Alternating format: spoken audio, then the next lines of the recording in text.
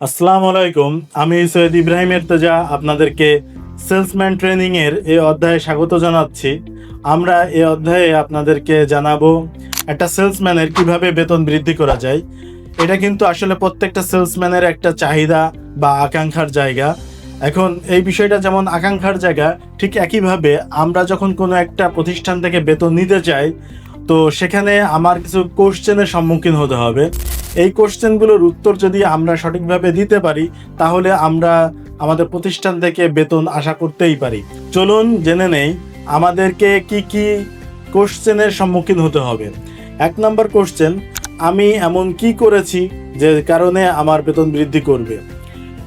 আমি কি দোকানের কাস্টমার বৃদ্ধি করে দিয়েছি? আমি কি কাস্টমারের সাথে রিলেশন বৃদ্ধি করেছি? আমি কি নতুন কাস্টমার এনে দিয়েছি?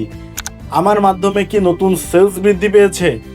আমার মধ্যে কি নতুন কোনো স্কিল ডেভেলপ হয়েছে যেটার কারণে মহাজন আমাকে টাকা বৃদ্ধি করে দিবে?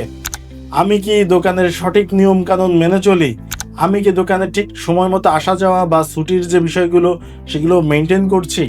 বা দোকানদারের যৌক্তিক যে চাওয়াটা সেটা কি আমি পূরণ করছি?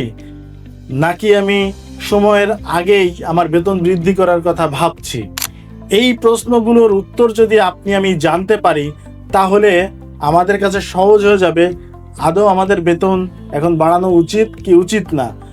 সুতরাং আপনাকে এই বিষয়গুলো ক্লিয়ার হতে হবে। আর যখন আপনি এই বিষয়টা ক্লিয়ার হতে যাবেন, সেক্ষেত্রে আপনাকে আমাদের বলা আগের যে 8টা পয়েন্ট বা 10টা পয়েন্ট ছিল, এই 10টা পয়েন্ট আপনাকে সুন্দরভাবে ম্যানেজ করতে হবে। 2 মাস 3 মাস ধরে আপনাকে ওই 8টা 10টা পয়েন্টের উপরে কাজ করতে হবে। তারপরে দেখবেন যে আপনার এই কোশ্চেনগুলোর উত্তর আপনি খুব সহজেই পেয়ে গিয়েছেন। আর যখন আপনি এটা পেয়ে যাবেন, তখন আপনি আপনার বেতনটা অনায়াসে বৃদ্ধি করাতে পারবেন।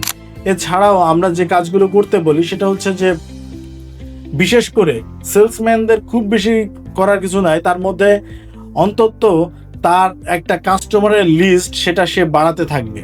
কাস্টমারের লিস্ট যখন বাড়াতে থাকবে তখন, এবং সেই কাস্টমারের লিস্টের উপরে অবসর সময়ে যখন একটা সেলসম্যান সে এই কাস্টমারদেরকে ফোন দিবে এবং এক্সট্রা কিছু কাস্টমার নিয়ে এসে এখানে সেল করাতে পারবে, তখনই একটা দোকান মালিক এই বিষয়টার উপরে অনেক খুশি হবে যে তার সেলস বৃদ্ধি পাচ্ছে। যখন একজনের সেলস বৃদ্ধি পায়, একটা জিনিস মাথায় রাখবেন, আপনি যদি একজনকে 50 টাকা ইনকাম করে দেন, তাহলে সে অবশ্যই আপনাকে 5-10 টাকা আপনার বাড়িয়ে দিবে।